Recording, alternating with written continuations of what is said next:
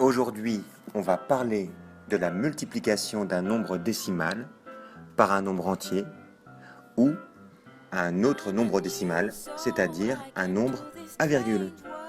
Lorsque tu calcules la multiplication d'un nombre décimal par un nombre entier, tu peux faire comme si il n'y avait pas la moindre virgule.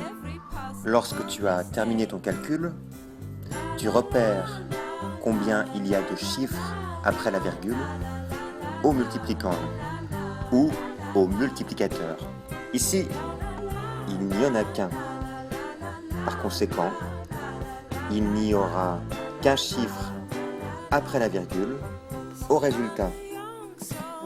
Lorsque tu calcules la multiplication d'un nombre décimal avec deux chiffres après la virgule par un nombre entier, tu procèdes de la même manière. Tu commences par calculer ta multiplication, puis tu repères combien il y a de nombres après la virgule au multiplicand. Il y en a deux, donc il y aura également deux chiffres après la virgule au résultat. Si maintenant tu dois multiplier deux nombres décimaux, tu procèdes à nouveau de la même manière.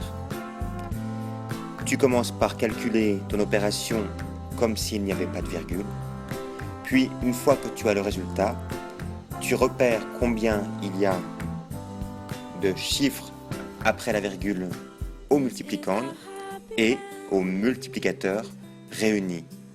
2 en haut plus 1 en bas, ça fait 3 chiffres après la virgule. Donc tu auras 3 chiffres après la virgule au résultat. Voilà, c'était la multiplication d'un nombre entier par un nombre décimal. À demain, à l'école. Created using Powtoon.